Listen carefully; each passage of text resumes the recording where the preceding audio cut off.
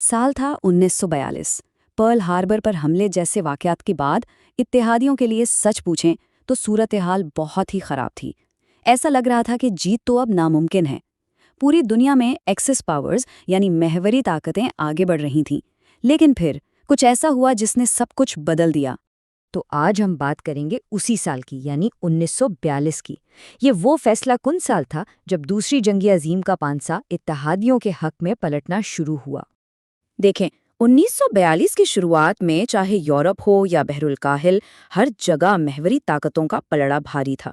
इत्तेहादी तो जैसे बिल्कुल दीवार से लग गए थे और उन्हें फौरन किसी भी कीमत पर एक जवाबी मंसूबे की जरूरत थी। लेकिन यहाँ एक बड़ा मसला था। ये जो नया नया एंग्लो अमेरिकन इत्तेहाद बना था वो खुद अंदर से टूटा हुआ था।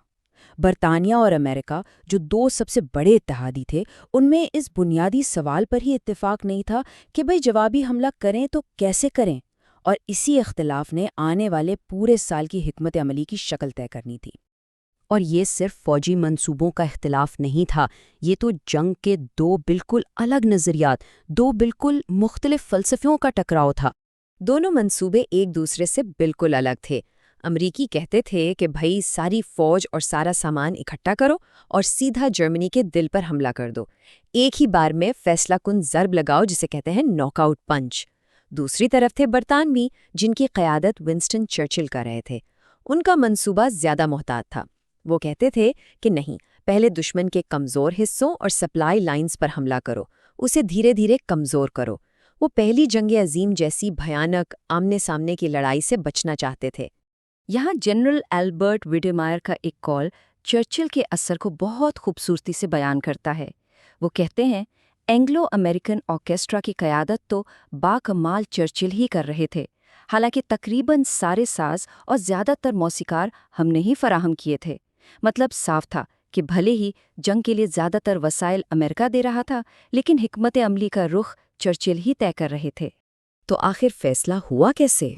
देखें, सदर रोजवेल्ट पर बहुत सियासी दबाव था कि अमेरिकी फ़ौज 1942 में ही जर्मनी के खिलाफ एक्शन में नजर आए। और उस वक्त फौरी तौर पर अमल करने के लायक सिर्फ एक ही ऑप्शन था, और वो था बरतानवी मंसूबा ऑपरेशन टॉर्च, यानी शुमाली अफ्रीका पर हमला। तो बस यूं समझें कि मजबूरी में ही सही बरतानवी हिकमत अमली को मान लिया गया। तो ठीक है, बरतानवी मंसूबा फाइनल हो गया। अब आइए सीधा चलते हैं शुमाली अफ्रीका के सहराओं की तरफ, जहां इस हिकमत अमली का पहला और सबसे बड़ा इम्तिहान होना था। यही वो जगह थी जहां जंग का पासा पहली बार पलटने वाला था। मैदान था मिस्र का इलाका अल अलमीन। यहाँ एक तरफ थी जनरल मंटगमरी की बरतानवी 8वीं फौज और दूसरी तरफ थे डेजर्ट फॉक्स के नाम से मशहूर जनरल रोमेल और उनकी जर्मन अफ्रीका कोर। दाव पर सिर्फ ज़मीन का एक टुकड़ा नहीं था, बल्कि नहर स्वेज़ और मशरिक़ वुस्ता के तेल के ज़खायर थे। और हाँ, कागज़ पर तो बरतानवी फ़ौज को फ़ौजियों और टैंकों दोनों में वाज़ेह बढ़तरी हासिल थी। लेकिन इनके पास सिर्फ फौज और टैंकों की गिनती का फ़ायदा नहीं था, बल्कि एक खुफिया हथियार भी था। एक ऐसा फ़ायदा जो आदादो शुमार से कहीं ज़्यादा ताकतवर साबित होने वाला था। उसका नाम था अल्ट्रा। ये दरअसल वो टॉप सीक्रेट इंटेलिजेंस थी जो इत्तेहादी जर्मन एनिग्मा मशीन के कोड्स को तोड़कर हासिल करते थे। अल्ट्रा की वजह से बरतानियों को बिल्कुल ठीक ठीक पता चल जाता था कि रोमल के टांकों के लिए ईंधन ले जाने वाले जहाज़ कब और किस रास्ते से आएंगे। बस फिर क्या था, वो उन जहाज़ों को रोमल की फ़ौज तक पहुंचने से पहले ही समुंदर में गर्क कर देते थे। नतीजा ये हुआ कि रोमल की ताकतवर अफ्रीका कोर ईंधन के लिए तरस गई। और नतीजा, एक तारीखी फतह। एलमेन की लड़ाई में जर्मन फ़ौज को ज़मीन पर इस जंग की पहली बड़ी शिकस्त हुई। इस एक जीत ने जर्मन फ़ौज के नाकाबिले शिकस्त होने का भरम हमेशा के लिए तोड़ दिया।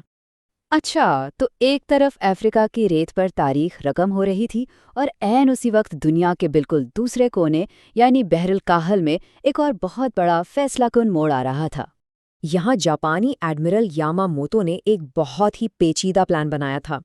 उनका मंसूबा ये था कि अपने ताकतवर बहरी बेड़े को फैलाकर छोटे अमरीकी नेवी को एक जाल में फंसाया जाए और फिर ख़त्म कर दिया जाए। लेकिन इस पूरे प्लान की कामयाबी का दारोमदार सिर्फ एक चीज़ पर था, सरप्राइज़। अगर अमरीकियों को पहले से भनक पड़ गई तो सारा मंसूबा खाक में मिल सकता था। जापानियों के खुफिया पैगामात में उनका असल टारगेट एक कोड नेम से बताया जा रहा था, AF, امریکی انٹیلیجنس کو شک تھا کہ یہ مڈوے کا جزیرہ ہے، لیکن شک کی بنیاد پر تو جنگ نہیں لڑی جا سکتی، انہیں پکا ثبوت چاہیے تھا۔ اب سوال یہ تھا کہ یہ ثابت کیسے کیا جائے؟ تو یہاں امریکی انٹیلیجنس نے ایک بہت ہی ہوشیاری بھری چال چلی۔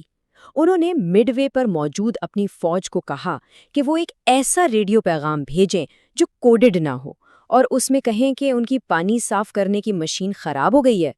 یہ ایک چارہ تھا، اور جاپانیوں نے یہ چارہ نگل لیا۔ انہوں نے یہ پیغام سن لیا۔ کچھ ہی دیر بعد امریکیوں نے ایک جاپانی خفیہ پیغام پکڑا جس میں لکھا تھا اے ایف میں پانی کی کمی ہے۔ بس ثبوت مل چکا تھا، اے ایف ہی مڈ وے تھا۔ اب جال بچ چکا تھا، بازی پوری طرح پلٹ گئی تھی۔ امریکی بحریہ کو اب بالکل ٹھیک معلوم تھا کہ جاپانی کب اور کہاں حملہ کریں گے، اور وہ ان کا استقبال کرنے کے لیے پوری طرح تیار تھے۔ اور جب لڑائی شروع ہوئی تو امریکی ڈانٹ لیس ڈائیو بمبارز کا سامنا ہوا جاپان کے کہیں زیادہ جدید اور تیز رفتار زیرو لڑاکا طیاروں سے۔ ٹیکنالوجی کے لحاظ سے امریکی جہاز کمتر تھے، لیکن پائلٹوں کی ہمت اور بہادری نے بازی پلٹ دی۔ نتیجہ کیا نکلا؟ حیران کن۔ امریکہ نے اپنا ایک aircraft carrier USS Yorktown کھو دیا، لیکن صرف چند منٹوں کے اندر جاپان نے اپنے 4 کیریئرز کھو دیے۔ یہ جاپانی بحریہ کی طاقت کا مرکز تھے، ایک ایسا نقصان جس کی تلافی وہ پھر کبھی نہ کر سکے۔ تو اب جب ہم ان 2 بڑی فتوحات کو ایک ساتھ دیکھتے ہیں، العلمین اور مڈ وے، تو سوال یہ پیدا ہوتا ہے کہ آخر جنگ کا پاسا پلٹا کیسے؟ کیا چیز تھی جس نے سب کچھ بدل دیا؟ آئیے ان دونوں لڑائیوں کا خلاصہ دیکھتے ہیں۔ شمالی افریقہ کے LLM مین میں اتحادیوں کا سب سے بڑا فائدہ تھا لاجسٹکس اور الٹرا انٹیلیجنس، جس کا نتیجہ جرمن فوج کی پہلی بڑی زمینی شکست کی صورت میں نکلا۔ دوسری طرف بر الکاہل میں مڈلے کی جنگ میں ان کا فائدہ تھا کوڈ بریکنگ اور سرپرائز، جس نے جاپانی بحری بیڑے کی کمر توڑ دی اور جنگ میں پہل اتحادیوں کے ہاتھ میں آ گئی۔ تو دونوں فتوحات میں ایک بات بالکل صاف نظر آتی ہے، فیصلہ صرف ٹینکوں یا جہازوں کی تعداد نے نہیں کیا، بلکہ خفیہ معلومات کی جنگ یعنی انٹیلیجنس نے کہیں زیادہ فیصلہ کن کردار ادا کیا۔ یہی وجہ ہے کہ 1942 اتنا اہم ہے۔ یہ وہ سال تھا جب اتحادیوں نے صرف زیادہ طاقت سے لڑنا نہیں بلکہ زیادہ ذہانت سے لڑنا سیکھا، اور اسی ایک سال نے جنگ کا مومنٹم ہمیشہ کے لیے بدل کر رکھ دیا۔ اور یہ سب کچھ ہمیں ایک بڑے سوال پر سوچنے کے لیے چھوڑ جاتا ہے۔ ایک ایسی عالمی جنگ میں جہاں ہر طرف مشینیں اور صنعتی طاقت کا زور تھا، کیا سب سے طاقتور ہتھیار واقعی انسانی ذہن ہی تھا؟